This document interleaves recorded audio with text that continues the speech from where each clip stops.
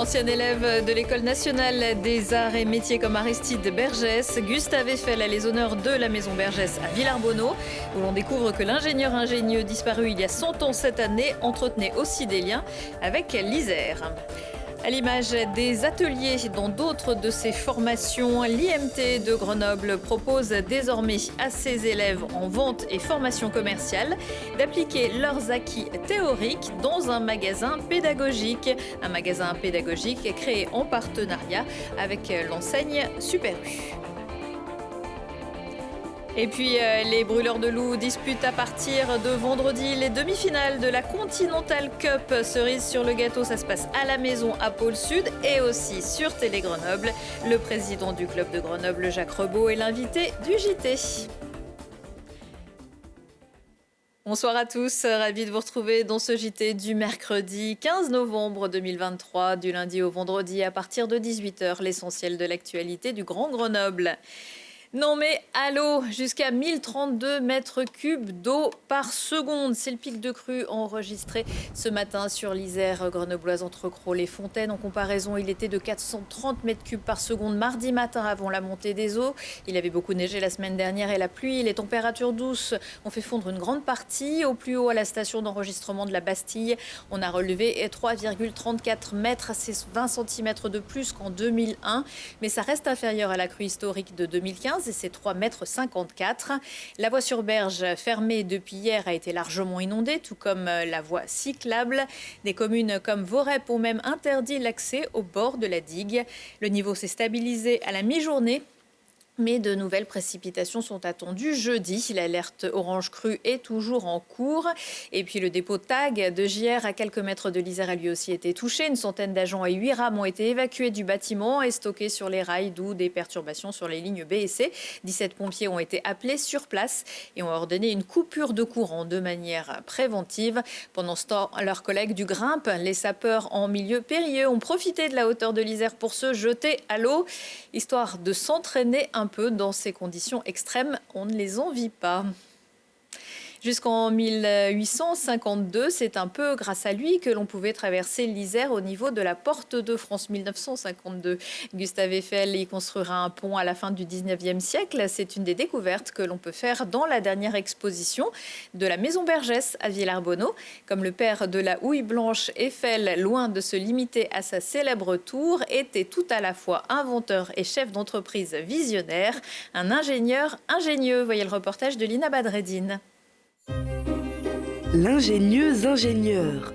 Comme Aristide Bergès, Gustave Eiffel était un ingénieur centralien. Alors, pour rendre hommage aux 100 ans de sa mort, la Maison Bergès lui dédie ses murs, car Grenoble aussi a connu un ouvrage des établissements Eiffel. Un pont qui traversait autrefois la rivière de l'Isère au niveau de la Porte de France. Inauguré en 1893, il a de nos jours disparu car on lui a préféré la voiture dans les années 50. Des archives, plaques de verre et photographies évoquent ce pont, mais également ce dauphin. Le pont en fait était constitué de 3 arcs d'acier et était scandé, rythmé par 72 dauphins en fonte de fer. Il faut savoir qu'un dauphin pèse 410 kg à peu près, donc on voit un peu le poids de l'ensemble de l'ouvrage. Et ces dauphins avaient été choisis par les donneurs d'ordre, par la commande publique qui avait vraiment choisi cet animal évidemment comme emblème pour Grenoble, la capitale du Dauphiné.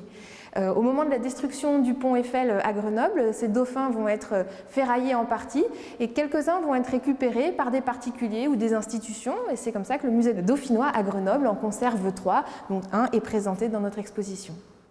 Autre clin d'œil au territoire, ce bateau appelé l'Isère.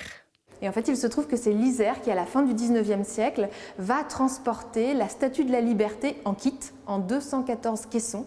La Statue de la Liberté, vous savez, c'est ce cadeau que la France offre aux États-Unis. Et on le sait peu, la Statue de la Liberté doit beaucoup en fait aux établissements Eiffel qui vont imaginer, en collaboration avec le sculpteur Auguste Bartholdi, toute l'armature métallique intérieure à la statue et qui lui permet de tenir un peu contre vents et marées dans la la rade de New York sur l'île d'Ellis Island. L'Isère a donc accompagné symboliquement une grande œuvre des établissements Eiffel jusqu'au pays de l'oncle Sam. À travers le parcours de Gustave Eiffel, l'exposition aborde aussi l'histoire de tous ces ingénieurs centraliens du 19e siècle. Une exposition qui se prolonge aussi dans les jardins à découvrir jusqu'au 3 mars 2024. À l'Étroit dans ses locaux, depuis la flambée du nombre de bénéficiaires, la Banque alimentaire de l'Isère était à la recherche de nouveaux locaux qu'elle semble avoir trouvés à Fontaine. Sollicité pour un coup de main, le département de l'Isère a décidé d'investir les 4,8 millions d'euros nécessaires à l'achat du bâtiment de 3500 mètres carrés. La proposition sera soumise au vote lors du prochain conseil départemental vendredi. De quoi faciliter la mise en place des 120 tonnes de denrées qui transitent chaque semaine dans les entrepôts. Déménagement espéré en juin 2024. La Banque alimentaire qui organisera du 24 au 26 novembre sa grande collecte annuelle dans 140 magasins du département. D'ici quelques années, vous croiserez peut-être dans ces supermarchés des étudiants de l'IMT Grenoble pour mettre en pratique ce qu'ils apprennent en cours de vente et commerce. Une nouvelle salle particulière leur est désormais accessible. Un magasin pédagogique créé avec l'aide de nombreux partenaires, dont l'enseigne Super U. C'est un peu plus compliqué que pour jouer à la marchande. Ça permet de les mettre en situation et que ça soit beaucoup plus vivant et voilà, ça leur donne beaucoup plus envie de travailler dans un cadre qui est comme s'ils étaient dans la réalité en magasin. Ça sera des sketchs de vente devant les autres. Donc là, ils devront vendre. Il y en a un qui jouera le client, un autre qui jouera le vendeur. Et ils auront des objectifs à faire, essayer de vendre certaines choses. Enfin voilà, on fait des jeux de rôle. Et puis après, comment calculer un aménagement de différents rayons par rapport...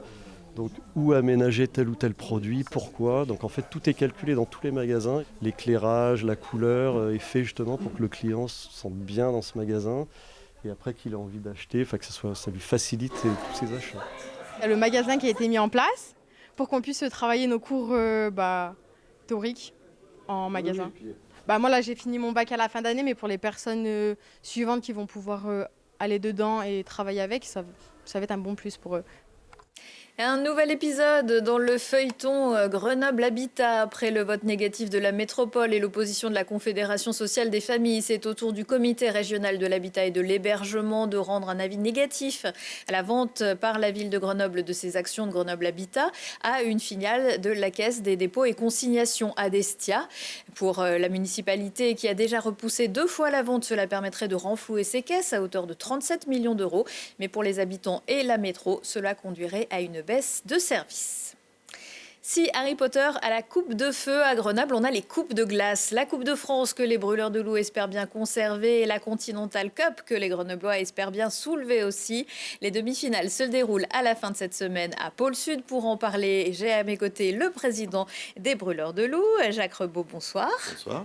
Alors avant de parler de cette compétition européenne, si vous le voulez bien, on peut peut-être dire 2 mots du match qui s'est déroulé hier soir, mardi. Les Brûleurs de Loup continuent leur chemin en Coupe de France. Ils ont battu les promus. Marseille, c'était à Pôle-Sud. Ils les ont battus 5-1. Les Grenoblois ont finalement facilement dominé cette rencontre. Alors facilement, effectivement, le score nous fait penser cela, mais ce fut un match âpre avec une belle adversité. Nous étions, eux et nous, en retour de trêve, donc il fallait faire le boulot.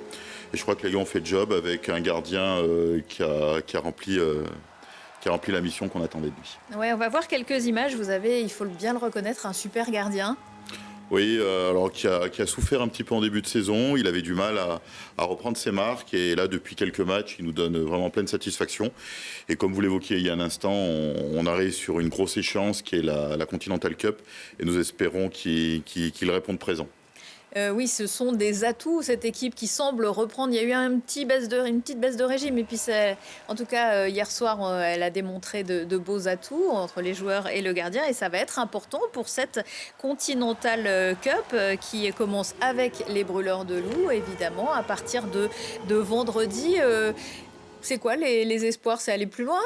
Alors bien entendu, nous sommes en demi-finale, c'est une poule de 4 équipes. Alors les équipes, vous les connaissez? Alors on a une équipe lettonne, une équipe du Kazakhstan et une équipe du Pays de Galles, Cardiff, qui sont les favoris de cette C'est Cardiff, les favoris. Cette demi-finale, oui. Ouais. Tout à fait. Ils étaient vice-champions l'année dernière. D'accord, donc Cardiff, les Brûleurs de Loup les affronteront dimanche. Dimanche soir, effectivement, À à 19h. 19h15. Alors voilà, je précise, mais je vais vous le redire puisque c'est important, que les matchs, vous pouvez bien sûr les voir à Pôle Sud. Vous pouvez aussi les voir sur Télé Grenoble, les matchs en tout cas des Brûleurs de Loup, vendredi à partir de 23h contre Astana, les Kazakhs. C'est ça. Voilà.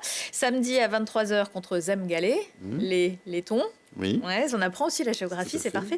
Et dimanche à 19h15 contre Cardiff au Pays de Galles, évidemment. Juste une petite précision, 23h, c'est l'heure de rediffusion. de rediffusion, Voilà. puisque les matchs 20 se tiendront heures. à Pôle Sud, Ouais, à 20h. Si on aime tellement Ouais, ça, sinon, on peut aller à Pôle Sud et revenir C'est ça. pour réétudier le match devant sa télé. Que si nous gagnons, sinon vous ne le regardez pas une deuxième fois, ce ne sera pas une Ah bonne bah, idée. ça va faire plaisir à des gens juste derrière. Est-ce que c'est quoi l'opportunité pour le club d'accueillir une compétition comme ça? Alors déjà, c'est de montrer au hockey européen que la France est capable d'organiser ce type de compétition avec les contraintes liées à la densité des matchs sur une courte période, d'accueillir également un public qui vient d'horizons, vous les avez évoqués, assez différents. Il y aura d'ailleurs près de 300 Gallois qui seront présents dans notre patinoire. C'est également une vitrine pour notre territoire. Qui est pas forcément un territoire de hockey sur glace, mais il va falloir qu'on puisse se hisser au niveau de ces nations qui ont le hockey plus au quotidien que nous l'avions. Donc c'est pour nous, c'est une fierté de pouvoir organiser cette fête du hockey durant 3 jours à Pôle Sud sur notre territoire.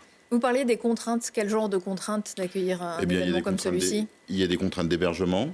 Il y a des contraintes associées. Vous allez avoir près de 150 étrangers, aussi bien joueurs et staff, qui vont se présenter, qu'il va falloir accueillir, véhiculer, nourrir, proposer des installations techniques qui leur permettent de pouvoir user de la glace, de pouvoir travailler en salle de musculation. Et tout ça sur une période très courte, avec une qualité d'accueil qui est plutôt haute, ce qui nous est imposé par le cahier des charges fédéral. Et ce n'est pas toujours possible sur d'autres villes.